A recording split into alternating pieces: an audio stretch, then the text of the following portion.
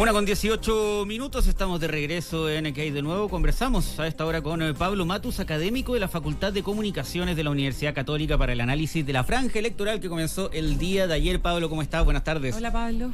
Hola, buenas tardes, gracias por invitarme. Hola, Pablo. Gracias a ti, Pablo, para conversar con nosotros. No va tanto, ¿no? Todavía quedan varios capítulos de franja. Tuvimos la el día de ayer al mediodía, ya la de la noche, y ahora pasó hace un ratito el tercer capítulo de la franja. Y quería partir preguntándote primero a rasgos generales si algo te llamó la atención. Bueno, a ver, yo creo que la franja es un producto súper valioso, ¿eh? Más allá de lo que normalmente uno se pregunta, si cuánto mueve la aguja desde el punto de vista electoral, es un producto culturalmente muy atractivo. Desde la experiencia que tuvimos en el 88 en adelante, en el fondo marca un precedente desde el punto de vista de cómo se representa la política en términos audiovisuales. Eso es súper interesante y es diferente a lo que pasa en otros países. En Estados Unidos depende de los recursos que tienes para pagar publicidad en televisión o en otro medio. Por las restricciones que hay en Chile a la publicidad política en televisión, es un espacio estandarizado y es súper diverso. Entonces, yo diría que a priori en esta campaña, lo que llevamos, al igual que en las anteriores, se ha visto harta riqueza audiovisual, harto mensaje distinto desde el punto de vista de cómo se van viendo estrategias. Eso, antes de meternos como en el análisis de los candidatos y lo que vimos ayer, Pablo, ¿cómo han ido evolucionando, a tu juicio, o no evolucionando las franjas a través del tiempo?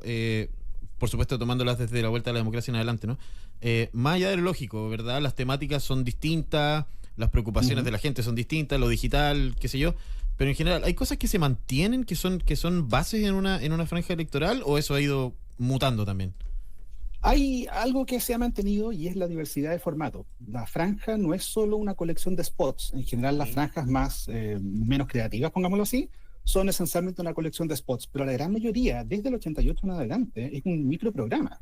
Combina testimonios, discursos programáticos, testimonios de ciudadanos. Muchas veces, en el caso de, nosotros hicimos un estudio acá sobre la franja del primer plebiscito, en la previa del inicio del proceso constitucional y después siguiendo. Y, por ejemplo, cada vez hay más voces ciudadanas en la franja, y eso es muy interesante. Algo que, en cambio, se ha perdido, diría yo, en contraste desde el 88 hasta ahora, es que hay menos producción audiovisual, en el sentido de que antes había, sobre todo la franja del No, por ejemplo, y se notaba en la franja de Elwin, hasta la de Lagos, yo diría, una producción de spots más focalizados en una suerte de estilo artístico, como si fuera un pequeño cortometraje. Eso ha ido cambiando porque los ritmos también de la publicidad han ido cambiando.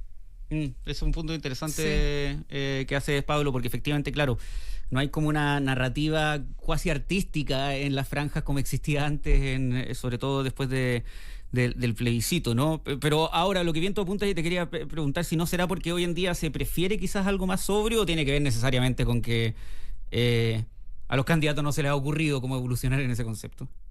No, yo creo que es costo. En rigor es difícil, o sea, requiere preparar un guión bien, requiere ensayar, bueno, contratar actores en general. Son pocos los casos en los cuales se da esa conjunción de variables. En el fondo es difícil que todos los candidatos tengan un equipo audiovisual lo suficientemente preparado, con tiempo, con recursos financieros y técnicos, y además, por ejemplo, con un staff de actores que, más allá de si se les paga o no, tengan el tiempo para poder colaborar con esto. Eso es difícil. Entonces, un spot en general puede jugar mucho más hoy en día con aspectos testimoniales, que son fáciles de grabar, con aspectos documentales, que son más fáciles de grabar todavía. Salgo a la calle y grabo, ¿vale? Entonces, claro, se explica por un montón de factores, yo diría que principalmente de costo. Pablo, ¿y la gente ve la franja? Porque, claro, están los recursos, están las ganas de mostrar. Yo creo que una de las grandes incentivos que tiene hoy día la participación en primaria es justamente esta franja. O sea, en este momento no tengo ninguna duda que Evelyn Matei y José Antonio Kast echan de menos tener un espacio como la franja, ¿no es cierto?, en estos días. Pero ¿la gente la ve? Eso es lo que te quiero preguntar. ¿Hay interés? Es relativo. Lo que pasa es que hay estudios que se han hecho en Chile que muestran que la franja, en el fondo, cada vez se ve menos, pero eso no es ninguna novedad. En realidad, cada vez se ve menos televisión abierta. Entonces, en realidad, no es un gran problema. Pero es un espacio valioso igual para mostrarse, para conectar. Pongámoslo así. Desde el punto de vista de la campaña como evento, ¿sí? La franja es un espacio de colonización, entre comillas, del discurso televisivo. No hay otra posibilidad de tener publicidad política en televisión, no se puede. ¿Sí? Entonces, al mismo tiempo te ofrece un montón de material audiovisual que puede ser después replicado y comentado vía redes sociales. De hecho, nosotros mismos ahora, en un medio formal, estamos hablando de esto. Toda esa visibilidad es gracias a la franja. Claro. Ha habido campañas recientes, por ejemplo, concreto, en la primaria anterior, cuando Ignacio Briones hizo este spot de una suerte como de Enterrar el maquinaria, que te acuerdas que enterraba una suerte como de lápida, hablando de la brecha por la dictadura y todo, fue súper comentado para mal. Entonces, no sabemos exactamente cuánto mueve la aguja en términos específicos, pero sí sabemos que tiene impacto en el debate público. Sí. Ahora, igual hay frases inolvidables. Uno como usted, Arturo Frei Bolívar. Trabajo. Que además, generalmente siempre Rosa de Aric. Sí, pero siempre están como más llamativas las franjas que son súper cortas y con bajos recursos, ¿no? Sí. Ahora, y yendo a lo que se ha visto hasta este momento, Pablo, estamos conversando con Pablo Matus, académico de la Facultad de Comunicaciones de la Universidad Católica. ¿Sientes que los candidatos han definido bien su propuesta o a quién le están hablando, con lo poquito que se ha visto, que es un camino largo todavía, pero con estos primeros intentos? En principio sí, ahora, claro, es una carrera que está recién empezando, entonces hay que ir viendo cómo avanzan. Normalmente los matices se van dando después.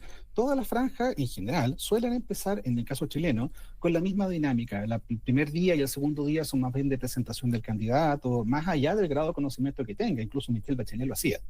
Siempre es necesario llegar a esta carrera por quién soy, por qué estoy aquí, y luego llegar un poco a los temas más bien programáticos. Entonces, en estos primeros 2 o 3 días suele darse algo muy parecido, que es hablar sobre el candidato y cuáles son sus motivaciones. Presentarse. Pero sí hay diferencias, las vimos ayer, las vimos ahora hace un rato. Entonces, se manifiesta esto desde el punto de vista de cuál es el énfasis. Es distinto en el caso, por ejemplo, de Janet Jara y Jaime Mulet, tener un discurso, comillas, más tradicional desde el punto de vista de yo hablándole a la cámara y contando un poco cuáles son mis valores y mis principios, a lo que hizo, por ejemplo, Carolina Toá, que se vio mucho ayer en las dos pasadas de la franja, con esta suerte de canción o rapeo tipo hip hop que contaba parte de su biografía. Claro. Es una estrategia bien diferente, es convertirla a ella en una suerte de parte de la historia. ¿Vale? No es un ejercicio per se de despersonalización, como que no hable ella, pero sí es interesante que no esté ella hablando de sí misma, a diferencia de lo que pasa con otros candidatos, o lo que pasó con Winter y esta analogía respecto de la paternidad. Es muy interesante siendo un candidato joven. Entonces, se ven ya algunas pistas de diferencia. Pablo, respecto de eso mismo, y bajo esa misma línea, ¿cómo puede influir, a tu criterio, la emocionalidad en la construcción de este mensaje político dentro de la franja? O sea, probablemente vamos a pasar en algunos momentos más o en algunos días más con el correr recordemos que quedan varias semanas todavía para que pase en la franja, y va a ir mutando esto. ¿Cómo influyen estos relatos de gente que incluyen o incluso relatos personales, como en el caso de Janet Jara, donde se trata como de despegar un poco de los demás, ¿no? Influye mucho. La franja es, cualquier espacio publicitario, pero en el caso de la franja, dadas las condiciones que les comenté recién, la diversidad de contenido que tiene adentro, es un espacio particularmente emocional. Por ejemplo, lo que vimos en los estudios que hicimos sobre la franja vinculada a los procesos constituyentes, la ausencia de políticos y uno diría incluso sobre representación de los ciudadanos, tuvo un impacto súper potente, porque no era lo mismo que alguien llamara a votar apruebo o rechazo en razón de argumentos técnicos o ideológicos, a que alguien dijera, ¿saben qué? A mí me pasó esto y me impactó. ¿Sí? Por supuesto, uno después puede cuestionar en el caso de los testimonios, porque es obvio que hay gente que está alineada con un partido o con un movimiento, entonces, qué tan neutral es el testimonio es difícil decirlo. Pero lo cierto es que el factor emocional cumple un rol importante. En el caso de este tipo de candidatura, se nota mucho lo presidencial, porque en el fondo de las parlamentarias no hay tanto tiempo, pero en el caso de la presidencial es relevante saber ciertas posturas desde el punto de vista incluso personal. En el fondo son personajes públicos y lo que importa es Carlos Peña diría su rol en la esfera pública, ¿vale? Pero lo relevante es saber también qué sienten, en el fondo, y qué es lo que los empuja. Y si lo que te motiva es tu familia, fantástico. Si lo que te motiva, en cambio, es solo un principio valórico, bien también. Pero en el fondo hay un ámbito de ti que no estamos conociendo y sería bueno saberlo. Ahora, quizás en esta época, entendiendo que estamos hablando de una franja de elecciones primarias también, es justo el momento como para quizás anicharse un poquito más, ¿no? Porque después de la primera vuelta presidencial sin duda no se va a poder hacer.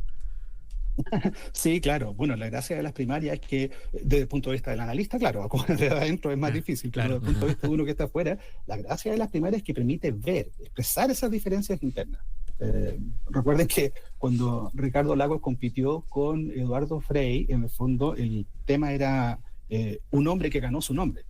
Y era un palo enorme al candidato que finalmente terminó ganando y siendo presidente, digamos. Pese a eso, lo que uno diría es que en una convivencia democrática, sobre todo al interior de un mismo conglomerado, es que deberían permitirse estas diferencias en la medida en que también sean relativamente respetuosas. En el caso de la primaria anterior, por ejemplo, las diferencias entre Daniel Jadwe y el presidente Boric ahora, en el fondo, fueron notorias en la franja y fueron notorias en los debates, y yo creo que perduran hasta ahora. Pablo Matus, académico de la Facultad de Comunicaciones de la Universidad Católica, abordando esta todavía precoz franja presidencial para las primarias de la elección del 29 de junio. Muchas gracias por habernos acompañado esta tarde en ¿Qué hay de nuevo? Hasta la próxima.